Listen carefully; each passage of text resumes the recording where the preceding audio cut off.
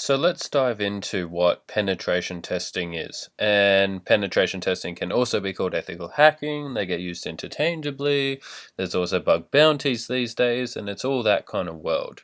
So in recent years, penetration testing, bug bounting, whatever, has significantly increased. It's been accepted into mainstream methodologies, and it's a valid approach of allowing a company to understand their security posture. If you get a penetration test and then they break into your company in the space of a week and they run away with the keys to the kingdom and your bank accounts and the passwords, all that kind of stuff, it's a great indication that that company has pretty poor security posture. So what is penetration testing slash ethical hacking? Now, pen testing, penetration testing is an authorized simulated attack on a computer system to evaluate the security. Why is it beneficial? Well, as we went through, they want to have a brief insight into their security posture. Now, traditionally, defensive security postures focuses on reactive measures, patching, configuration reviews, so on and so forth. But offensive security focuses on being proactive, so they're trying to find the holes before they're exploited, whereas defensive reactive approach is looking through logs and responding through something that's already been done. By attempting to identify and leverage these holes and identifying the business risks, a company can significantly increase its security posture. Now, the issue is with the defense side, they have to do 101 things right to prevent someone from breaking into the company. Whereas on the offense side, all you have to do is find one hole out of that 101 things the defense side has to do, and you're in.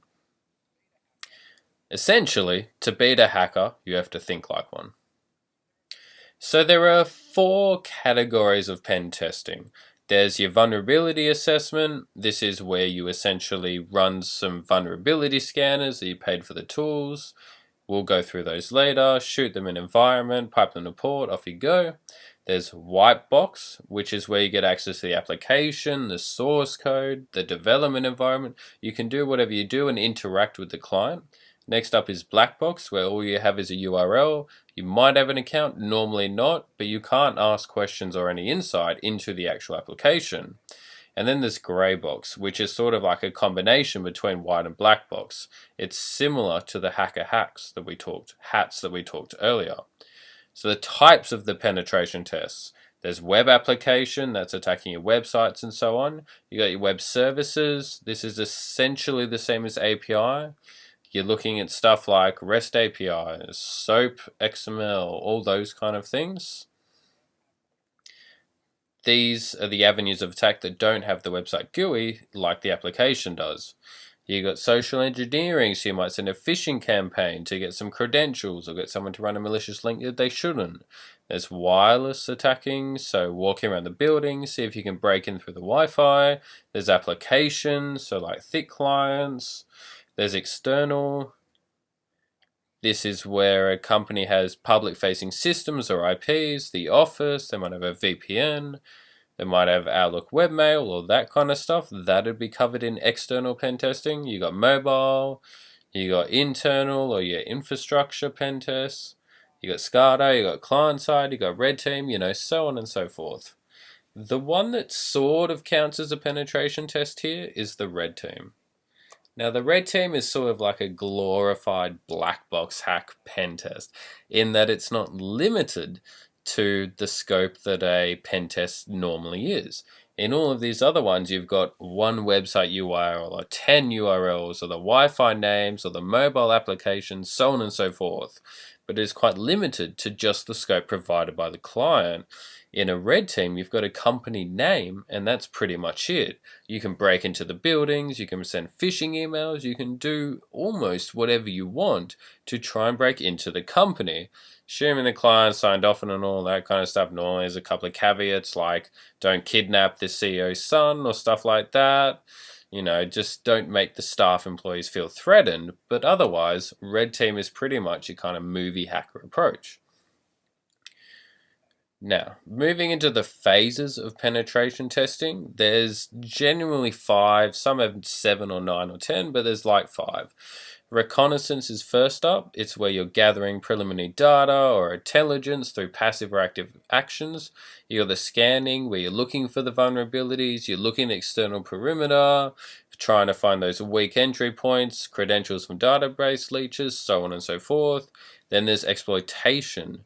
So it's taking the issues that have been found in the scanning phase and then actually exploiting them, popping a shell, taking control of those network devices and going from there.